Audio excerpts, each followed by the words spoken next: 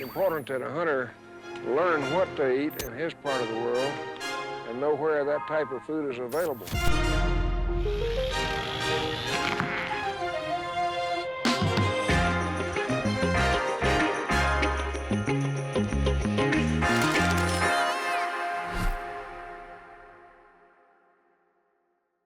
On this episode of Deer Dirt, I want to talk about what you can plant on your property other than food plots to attract and hold more deer. And I'm going to really focus in on trees and shrubs. There's a lot of stuff you can plant, but I like the idea of planting something that's almost like a permanent food plot, if you want to call it that. You know, we can build or plant food plots every year, and that can be very beneficial. We've talked about it and we'll continue to talk about it here on this series, but it's expensive. You know, you got to do it every year. It takes a lot of time. There's always more fertilizer. You know, the pH needs to be fixed. There's lots of things that go along with that, including the equipment to plant these things in the first place. So what about planting something that you don't really have to replant? Basically, you almost don't have to do anything for these to be productive every single year. So let's dive into this topic of the best trees and shrubs to plant for whitetail deer. I've had quite a bit of experience over the years with apple trees. I can't think of anything from a perspective of, let's say, a permanent or a long-term food plot that would be better for a property than fruit trees, and specifically apple trees. And I know people like to plant pear trees too. You hear those discussed quite a bit. But my most experience or my experiences with apple trees, deer love apples. I remember the first time I hunted an apple orchard was in Idaho, believe it or not, of all places. And man, they flocked in there. Every day I had massive numbers of deer coming into that orchard just to see how many apples had fallen during the night or earlier during the day. If the wind kicked up, there'd be apples on the ground. And it was almost like a race to see which deer could get there first in order to claim the apples that were on the ground. And along that same line, I put a trail camera on an apple tree on my farm last year in September. And the apples had started dropping. So there was an active, everyday, daily apple drop.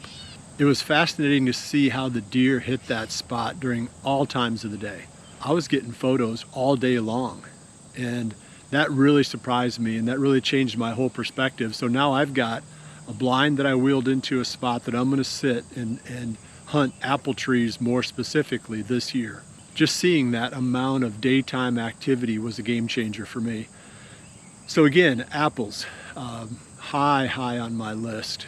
If I was going to plant one thing, I'd plant clover probably as a real core for my property, but I'd be phasing in apple trees in as many places as I could.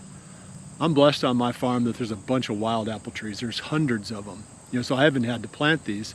So I get a chance to see how the deer use them without having to put in or invest those 10 years or 8 years or whatever it takes in getting these trees to maximum production. I can just go out and check them out, hunt them, and see what the deer are doing, and man, they hit these apple trees.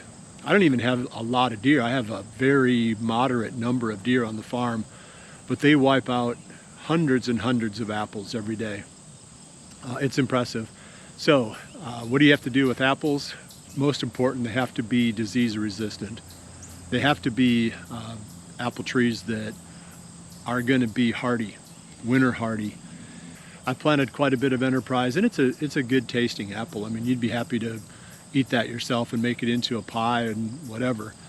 But maybe the best bet are some of these disease resistant, very specially hybridized from wild cuttings apple trees that you can find at some of the orchards that specialize in wildlife food or wildlife plantings.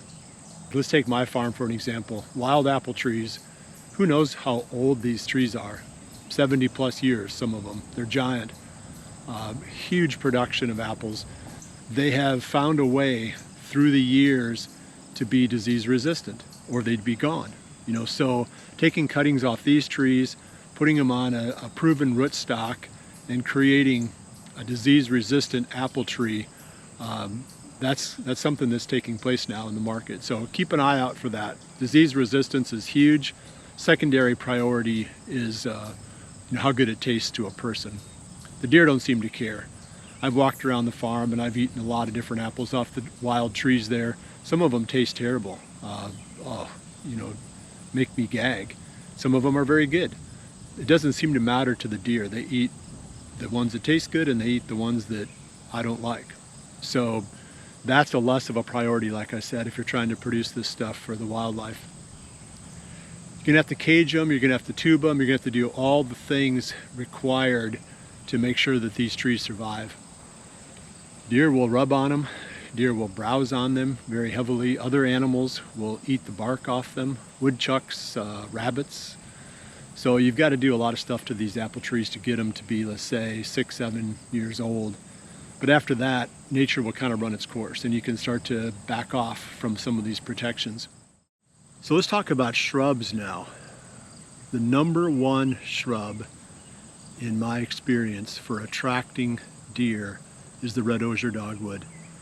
And again, using my farm as an example, I don't have high deer densities, but they still eat these red osiers almost to the ground. So that's going to be the tricky one. It's kind of nice to grow something that the deer leave alone, but what's the point? I mean, if you're trying to attract deer to your property, you're going to grow stuff that they like. And if they like it, it's going to be hard to grow. And the red osier dogwood is definitely in that category. So don't even think about planting it in most situations unless you're willing to cage it. One of the best pieces of advice I ever got from one of the viewers of my channel is put a wire cage, a permanent wire cage around your red osier dogwood, and let the deer eat only what comes outside of the cage.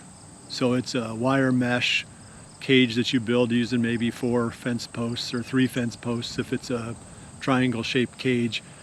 And as that dogwood tree gets established, it's going to start to go outside, or it's going to grow outside of that cage, and that's the part that the deer are going to be able to eat.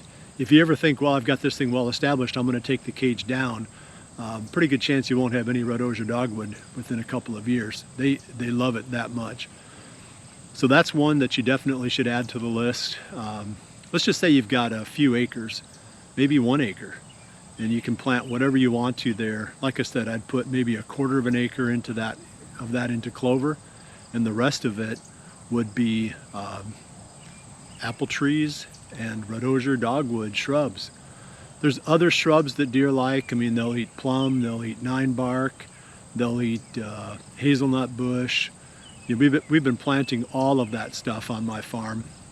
So the deer aren't really browsing those shrubs near as aggressively as they're browsing the red osier dogwood. Those are my 2 choices, I guess. If you're only going to pick 2 things to plant outside of your food plots, that's what I would pick. I'd pick the apple trees, disease resistant, ideally from wild stock, wild cuttings, and red osier dogwood. Probably in some parts of the country the red osier dogwood doesn't do very good, so there might be some other shrub that falls into that same category. No doubt there are other things that you can plant, and I'm sure that if you bounce back in the comments section here, hopefully the audience will add shrubs and trees that they've planted over the years. I know I need to talk about the hybrid chestnut and some of the hybrid oaks, because I'm for sure going to add those to my farm in little small pockets. But I don't know enough about those. I don't have a lot of experience in those areas. I'm going to do it because I know, based on my research, that these are going to be really good additions to the farm. So keep that in mind too. I mean, you might have to go outside of this resource of what I'm telling you here on this channel and do some more exploration into the chestnuts and the hybrid oaks. Some of the hybrid oaks will grow and produce acorns really quickly. Those are ones that I would definitely consider too. So throw your thoughts into the comments. I'll swing back around and answer any questions that you might have about growing some of this stuff, as well as potential for other trees and shrubs that make a lot of sense. Well, I appreciate you joining me. I'll see you right back here again in another week for the next episode of Deer Dirt.